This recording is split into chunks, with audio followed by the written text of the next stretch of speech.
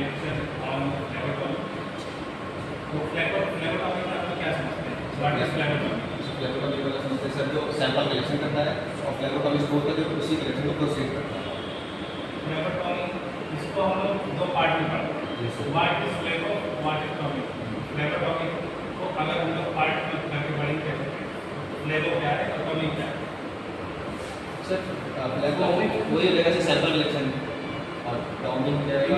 फ्लेबो का मतलब नहीं होता है। फ्लेबो का मतलब क्या होता है? फ्लेबो का मतलब होता है वेंस। फ्लेबो का मतलब होता है वेंस। हमारी बॉडी में जितनी वेंस तो समझ रहे हो, स्टडी ऑफ और वेंस क्या होती है? विजिबल होती है। आर्टरीज क्या होती है? विजिबल नहीं होती, वो डीप होती है। डीप इनसाइड द स्किन, और ये सुपरफिशियल होती है स्किन, इसीलिए विजिबल होती है। ठीक है, और वो मसल्स के लेवल तक होती है। आर्टरीज मसल्स लेवल पे होती है, और वेंस होती स्किन के लेवल पे होती है। सुपरफिशियल होती है, जो चीज़ स्किन में होगी वो विजिबल होती है। मसल्स हमें नहीं दिखाई पड़ती है, सुपरफिशियल मसल दिखाई पड़ती है, डीप मसल नहीं दिखाई पड़ती है। जैसे सुपरफिशियल मसल में डीप ये बाइसेप्स वगैरह दिखाई पड़ती है। हमारी फोरआर्म की मसल जैसे यहाँ पर रेडियल आर्टरी होती है, आर्टरी नहीं भी खाली कैलकुलेट कर सकते हैं, इसका मतलब डीप है। वो भी ऐसे नहीं कैलकुलेट हो, जब आप हमसे पुश करेंगे तो जो ब्लड का सर्कुलेशन तो है तो आर्टरी फील होती है। अच्छा, आर्टरी का फ्लेबो का भी नहीं आता। फ्लेबो मतलब वेंस, टॉमी मतलब स्टडी, टॉमी मतलब पंचर।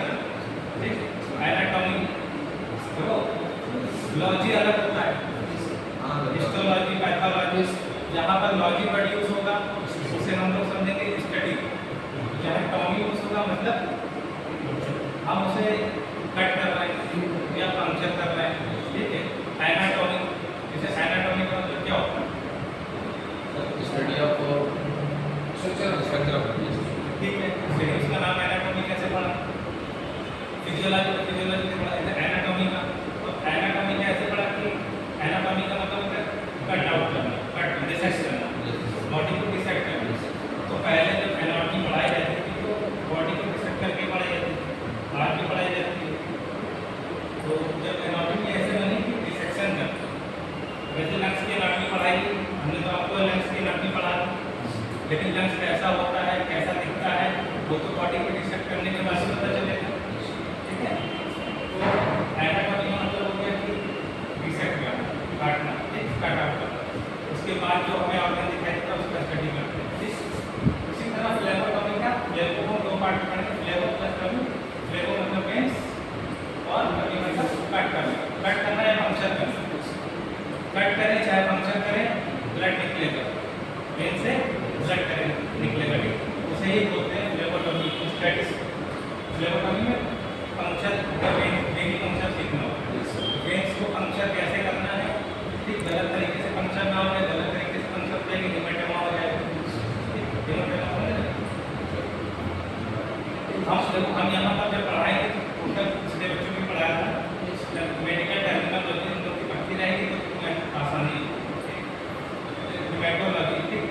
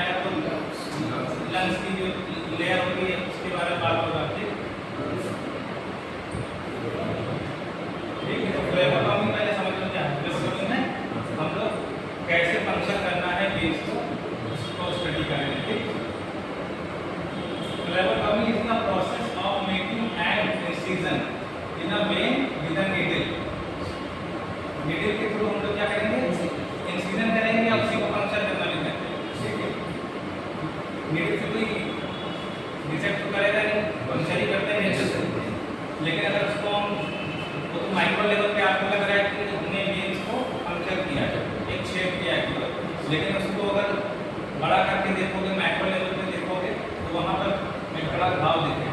यस अगर देखते हो कि उसको जूम करके 100x 10x जूम करके कितने ऐसा दिखता है, तो वैसे वो आपको घाव जैसा दिखेगा। ठीक है, एक तरह से हम लोग इंसिजन ही बना रहे हैं,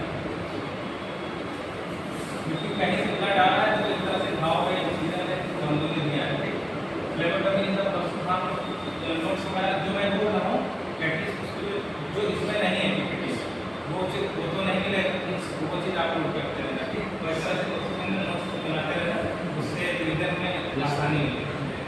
the procedure is known as venipuncture. तो फ्लेबोटॉमी में जो प्रोसीजर होता है उसी को वेनिपंक्चर बोलते हैं। पंक्चर बताइए आप, ये नहीं लिखा होगा तो वेन का पंक्चर करना। ठीक है, तो वेनिपंक्चर ये पार्ट है इसका लेबोरेटरी। लेबोरेटरी ओवरऑल को बोलते हैं, क्योंकि एक एमेट्रिक स्टूडेंट जब नया नया करियर स्टार्ट करता है तो क्या सीधे उस सैम्पलिंग तो सीधे वही करने लगता है, लैब में सीधे टिकट सीबीसी और एनर्जी कैपिटल करने लगता है। जब नया नया काम सीखता है तो पहले कहा जाता है ये वेनिपंक्चर करता है फ्लेबोटॉमी करेक्शन करने के लिए।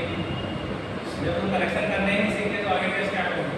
पहला स्टेप तो वही है, सैंपल कलेक्शन। क्योंकि सैंपल कलेक्शन तो पढ़ा है, तो वो बात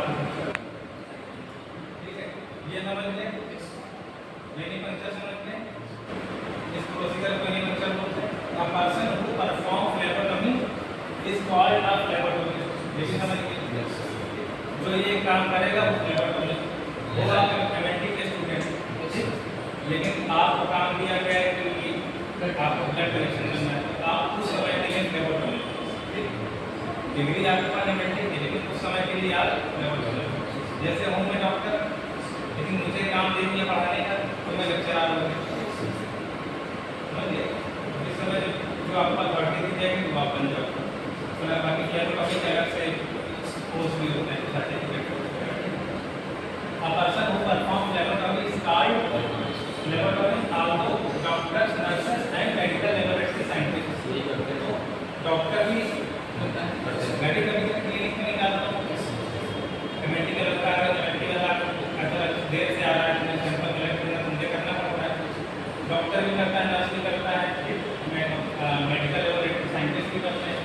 ठीक है, क्योंकि सैंपल कलेक्शन करना ही पड़ेगा, हमें कुछ भी स्टडी करना है ब्लड के बारे में। ठीक है, स्टडी करना ही पड़ेगा, तो उसको सैंपल में करने के लिए बेसिक चीज़ कोई भी कर सकता है, जो करेगा वो फ्लेबोटॉमी।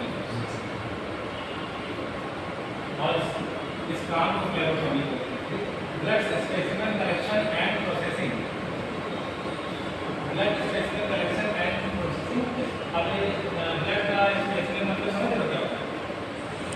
मैं देखो एक चीज टर्मिनोलॉजी आपको समझाता रहूँगा ताकि आपको ठीक नॉलेज हो। तो ब्लड का स्पेसिमेन मतलब क्या होता है? हिंदी में कहते हैं नमूना। ठीक, स्पेसिमेन बोलते हैं नमूना, और उसको सैंपल बोलते हैं। ठीक है, जब हम कोई चीज़ थोड़ी मात्रा में लेते हैं, सैंपल कोई राशन भी खरीद जाता है, थोड़ा सैंपल दिखाते हैं, वो सैंपल निकाल के दिखाता है। चावल लेने आते तो चावल 4 दिन दिखाते हैं सैंपल। हमें 5 लीटर ब्लड है उसका, तो उसको सैंपल ही देना चाहिए, क्योंकि उसी सैंपल के बेस पे हम लोग उसका पर एमएल या पर एमजी कितना उसका बॉडी में ओवरऑल बॉडी में हीमोग्लोबिन कितना वो हम लोग निकाल देते हैं। अब पूरे बॉडी में उसका हीमोग्लोबिन कितना है, उसके लिए पूरे बॉडी का खून निकाल सकते हैं, तो सैंपल से आप लोग आइडिया ले लेंगे। Blood specimens are group category skin puncture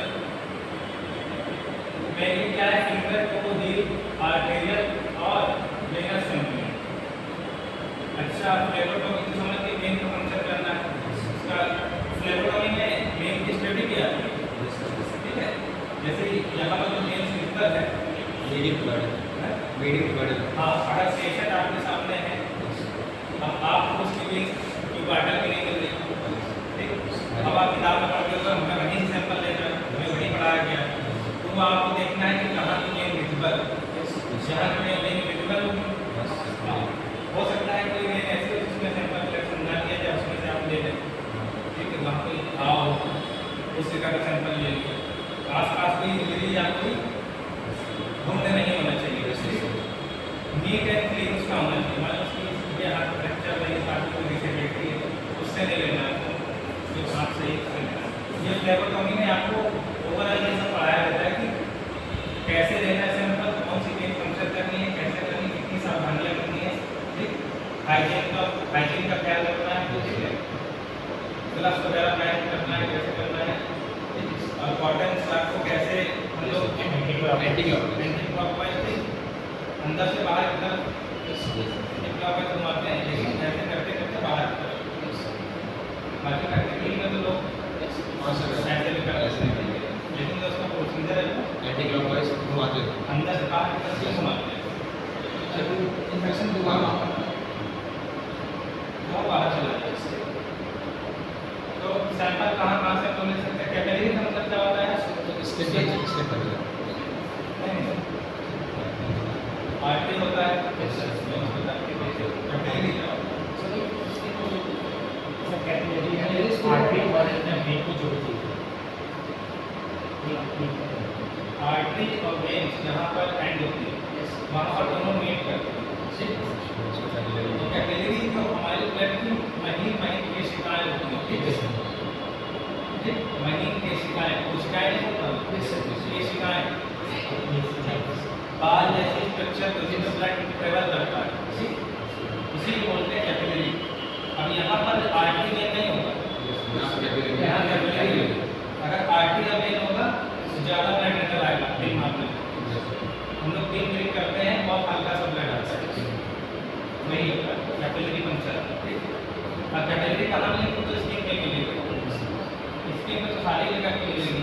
जो बैटल में है पहले स्क्रीन पंक्चर होगा तब आपको बैटल वेन्स मिलेगी, ठीक है। आर्टेरियल और वेनस सैंपलिंग। अच्छा, वेनस सैंपलिंग में तो आपके सारे blood test model blood test होते हैं, ठीक। आर्टेरियल सैंपल क्यों लिया जाए? आर्टेरियल तो इनकी क्या कर लेंगे, क्या क्या देखा जाएगा? ये सब देखा जाता है और ऑक्सीजन और कार्बन ठीक है, ऐसे ब्लड की, है ना? ठीक है। और कैपिलरी डबल स्किन पंक्चर या लो स्टिक, या low stick, single stick, heel stick. बच्चों में क्या है, उन्हीं सुनो नहीं दो बच्चे रहते हैं तो उनके हील से रहते हैं, ठीक है, तो हील ही काफ़ी सेंसिटिव होती है। Venous puncture direct puncture of vein by venipuncture. Venous puncture में होता है डायरेक्ट पंक्चर, कैपिलरी पंक्चर में क्या स्किन पंक्चर। एंड इंट्रोडक्शन, तो अभी ये सब चीज़ें किसने पढ़ा है? सब एक बार नहीं है। And introduction of venipuncture. Venipuncture is the process of obtaining blood sample from veins for laboratory testing. Venipuncture एक प्रोसेस है ब्लड का सैंपल लेने का लैबोरेटरी टेस्ट करने के लिए। It is probably the most common procedure in the medical field. तो सबसे ज़्यादा कॉमन मेडिकल फील्ड में ये होता है। कोई पेशेंट आ रहा है उसको डॉक्टर चैनल का पहले उसके बाद ही आगे के सारे टेस्ट होते हैं।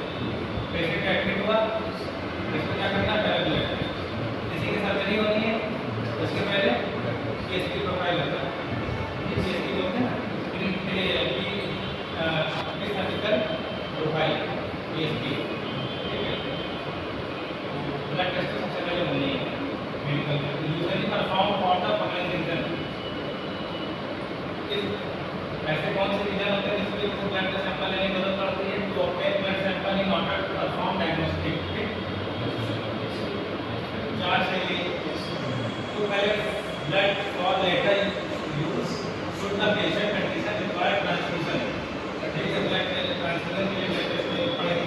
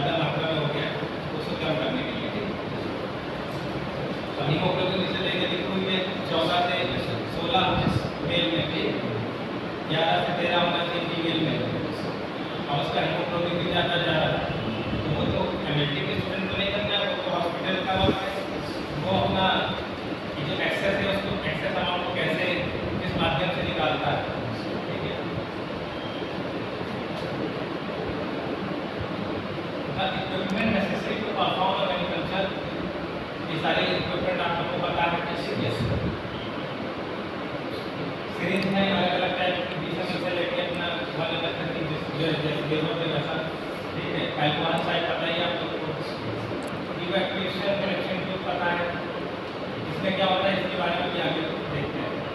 बैंडेज टेप का यूज पड़ता है, ठीक है, शॉर्ट छिपाने के लिए, गॉज क्लीनिंग के लिए हो गया, प्रोविडेंस ये डिसइंफेक्टेंट है इसका यूज होता है।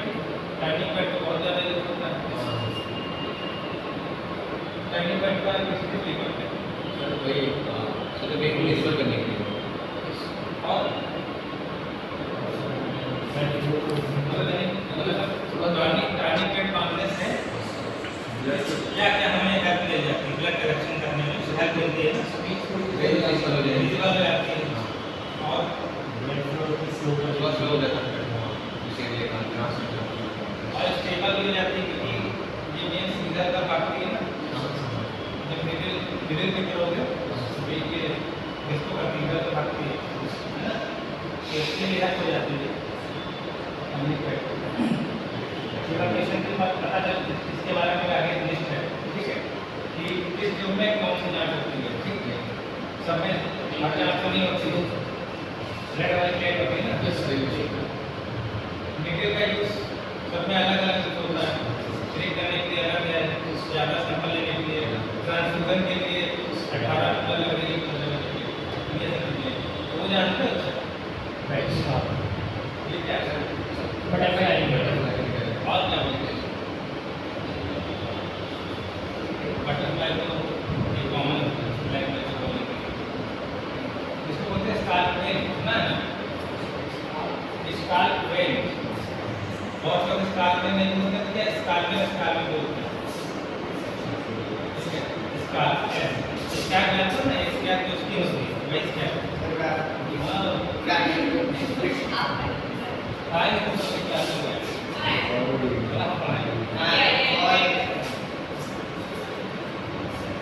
ठीक है, तो स्कार्प वेन लिख दिया, स्कार्प वेन को बोलते हैं पता है, क्योंकि स्किन के जो है पैरेलल चलती है, देखा चलती है पैरेलल चलती है, इसकी नजर है इसका पैरेलल जैसे अपनी ये बच्चों में आता है ब्लड सैंपल इससे मिलेगा, इससे हमें हेल्प नहीं मिल रही है तो स्कार्पिंग से हेल्प लेके हम लोग सैंपल कलेक्शन कर लेते हैं और इससे ट्रांसफ्यूज भी करते हैं, मतलब दोनों यूज में आते हैं, ट्रांसफ्यूज करने के लिए RNA वगैरह ट्रांसफ्यूज करने पर काम आती है और ब्लड सैंपल लेने के काम आती है, क्योंकि बैंक फ्लो होता है ब्लड के हिसाब से।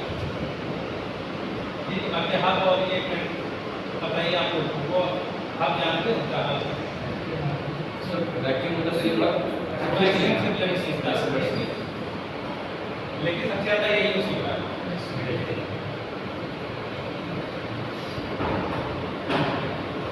मैन्युफैक्चर प्रोसेस ये लोग एकदम ही बेसिक में लेकर आए हैं, क्योंकि ऐसे आप लोग समझोगे कि कौन पढ़ा रहे हैं।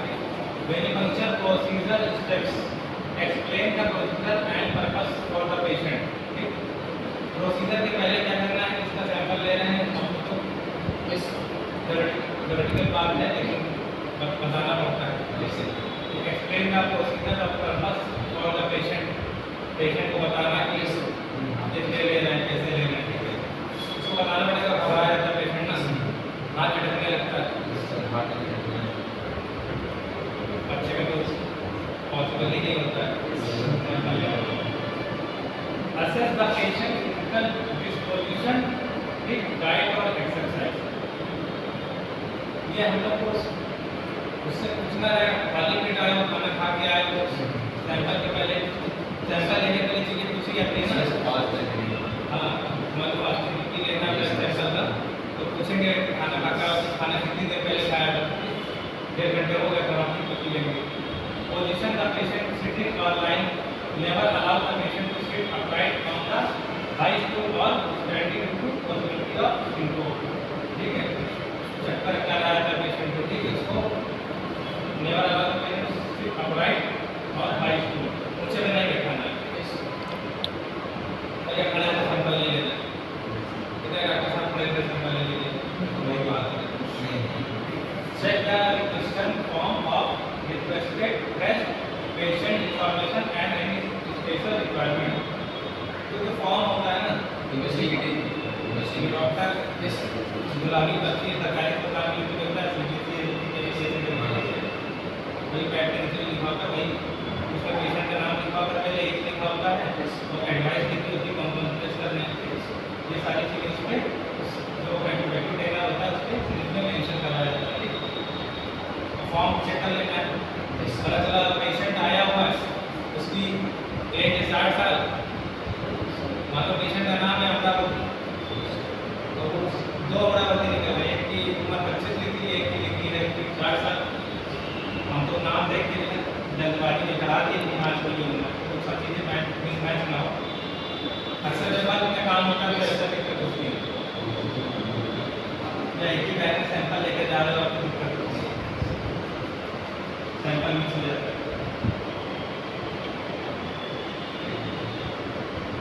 बेसिक फंक्शन प्रोसीजर टेस्ट क्या है? सिलेक्ट पहला स्टेप है select the suitable site for वेनिकुलर।